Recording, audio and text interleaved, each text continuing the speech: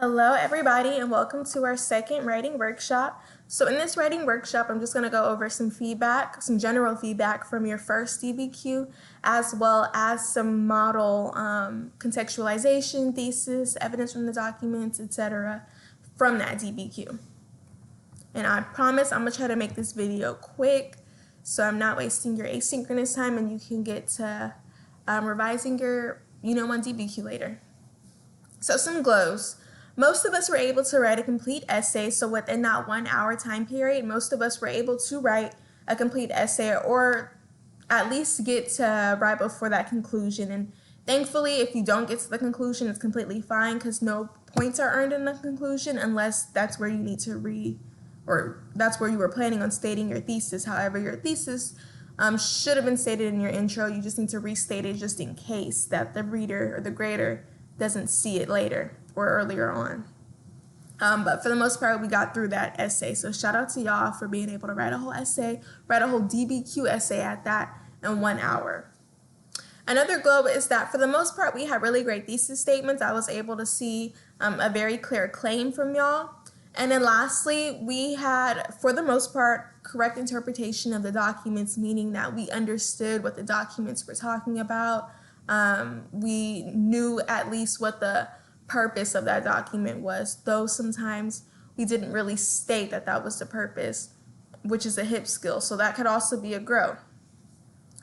The grows are to understand the structure of a DBQ, so we just need to kind of relearn what that structure is, what it looks like, what should I include in my DBQ, what should be in these various paragraphs, how do I earn points. So I'm going to go over that again in this video.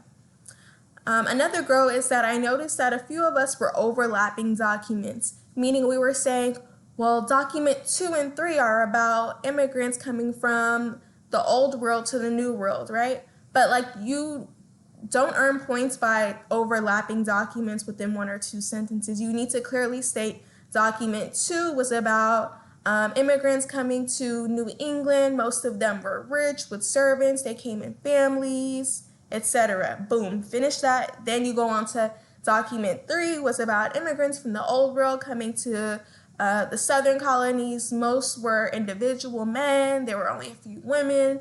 Most were coming as indentured servants. Boom.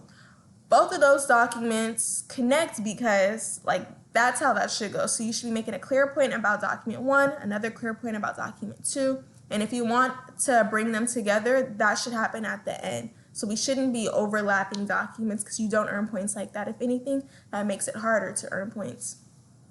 We also want to include our hip skills. We're really good at identifying hip in class, so just make sure you're clearly stating the historical context is, the intended audience is, the purpose is, the point of view is, right? Just be very clear. That's how easy it is to earn that hip skill, to be honest, just by stating the purpose of document 4 is boom. And then lastly, we want to describe the documents and not simply quote them.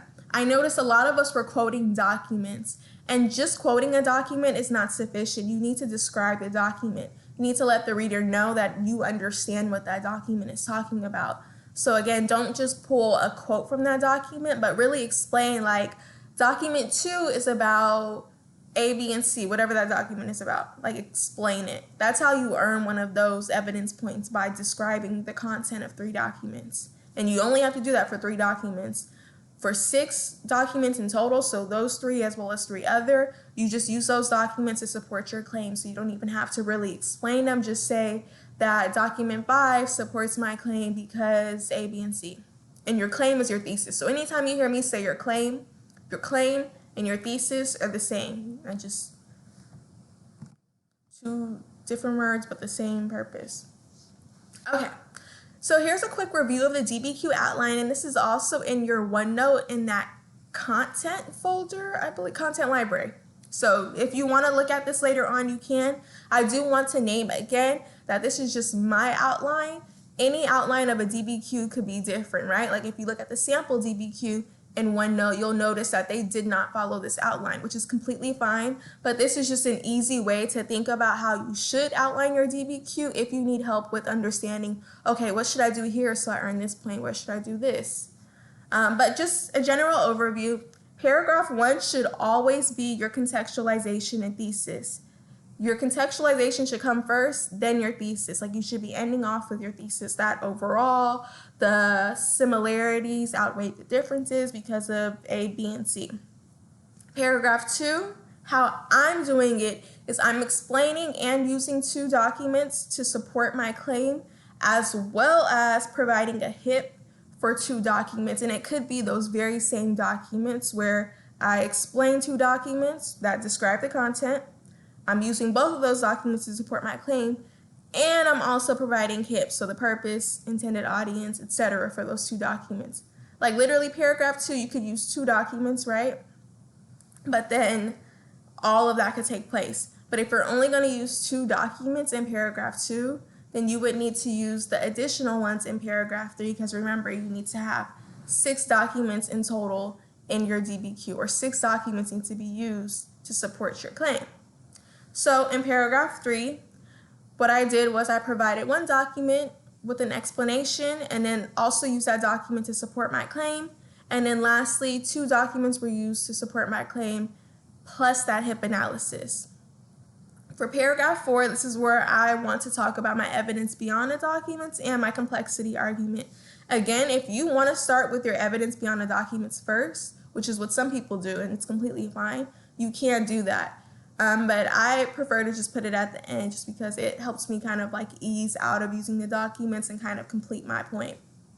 And then lastly, within paragraph 4, you just want to provide complexity. Again, it might be easiest to do that within the same paragraph you're talking about your evidence beyond the documents, because this is where you kind of have free range to talk about whatever, as long as it aligns to the prompt. And then lastly, for paragraph 5, you don't really earn points in this paragraph, but you do want to just conclude and also restate your thesis. A lot of us actually did this in our DBQ on November 4th, which I was very happy about. And I'm actually going to show y'all a model of someone who did that in their conclusion, and that's actually where they earned their point for their thesis. Okay, so some student models. All right, so we're going to start off with Shauna's contextualization. I'm going to move this up. So Shauna did a really good job of like giving very clear context, being very specific, but also getting straight to the point, right? Where she talks about the 13 colonies, she talks about their purpose for coming to the New World, and she talks about the various different regions that they were coming to. Like, literally clear, straight to the point. That was it. This is like a perfect contextualization. It could be more than this, but it should be no less than 2 sentences. Because remember, you're adding your thesis later on, or right after this. So this was a perfect contextualization because it was clear, it was specific, it was straight to the point. So if you notice in your rubric, I'm telling you be more specific. This is what I mean. Like, actually name those colonies. Actually name what their purpose for coming here was: to gain economic wealth, to convert indigenous Americans. Like, name those. Next, we're going to move on to our thesis. So Tiffany had a really great thesis, and this was that example I was talking about where she provided her thesis at the end of her DBQ. She says, overall, while as one understands that both colonies indeed have their formidable differences, they also maintain their similarities through their social stability, political ideals, and religious ideologies. The mentioned factors were indeed vivid similarities between the development of the New England colonies and the Chesapeake colonies. Like, this was it. This is what I'm talking about when I say be specific, right? Her bringing up social stability, political ideas, religious ideologies, right? And she broke that down within her DBQ.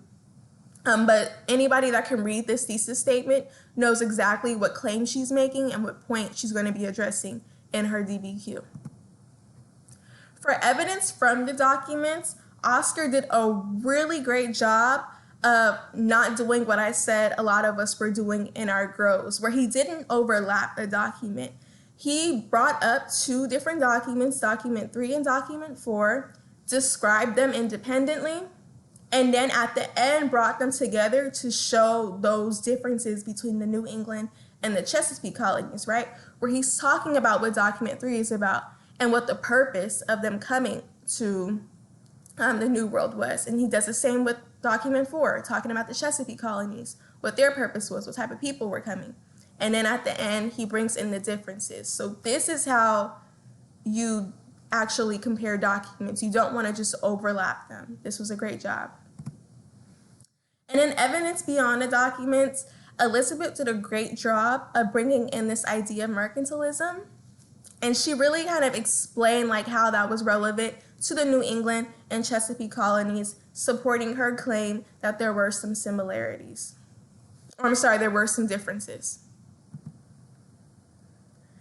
And then for HIP, Andrea did a great job of not only describing the purpose, where she clearly states the purpose of these documents, but at the beginning in document 3, even though she doesn't explicitly state that she's talking about the historical context, that's what she's doing when she's saying they don't need them for growing crops due to them not having large plantations. Like, she's talking about the historical context of that geography of that region. So she wouldn't necessarily earn 2 different HIP points for doing this, because you need to do HIP for 2 documents, and she successfully did that for 1. But she does a very great job of kind of talking about both the historical context and the purpose of these documents. And you see how she doesn't necessarily overlap document 4 in there either. She makes a very clear claim about document 3. And then for complexity, again, like I told y'all before, this is the hardest point to earn. Like, a very small percentage of A-pushers across the nation earn this point. But within complexity, you want to explain the nuance of an issue by analyzing multiple variables. You also want to explain those various A-push skills, right? So similarities and difference, continuity and change, cause and effect, or multiple causes. Like, if the prompt is asking you to discuss causation, then for complexity, if you know, well, I do want to talk about the similarities and differences of A and B, then like go ahead and do that, because that's where you can earn that point. And then if you make connections within and across various historical periods, so you talk about slavery, then you move on to talking about Jim Crow, and then you move on to talking about civil rights, and then you move on to talking about like the Black Lives Matter movement right now. That shows that you're making connections throughout all these different historical periods, and that's complexity itself. And then also, complexity could also be just confirming the validity of an argument by bringing up multiple perspectives across different themes, or you can modify an argument by considering diverse or alternative views or evidence, so bringing up different viewpoints. Like in our sample DBQ in OneNote, they're talking about conservatism, right? So then if you bring up liberalism, which is a completely different ideology, that's also addressing complexity. So again, complexity is not every single one of these. It could just be one of these. And that can also be present anywhere in your DBQ. It's not a separate paragraph. It's just showing that you have a deeper understanding of that historical issue. Okay, so some next steps. So what y'all are doing is you're going to go to OneNote, and you'll see a writing worksheet in your in-class assignments folder. What y'all are going to do is you're going to go back to your Unit 1 DBQ in Schoology. You're just going to copy your DBQ and then paste it into OneNote. Then you're going to use the feedback you received in this video as well as in that rubric in your DBQ number 1 to revise. Make sure that when you're revising, you are using a different color so that I can visually see here are his or her revisions. If you have, and this is all you're doing for asynchronous time.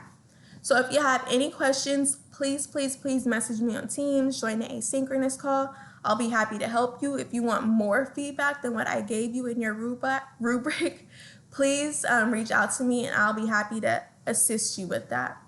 And again, make sure your revisions are in a completely different color than what your original DBQ was.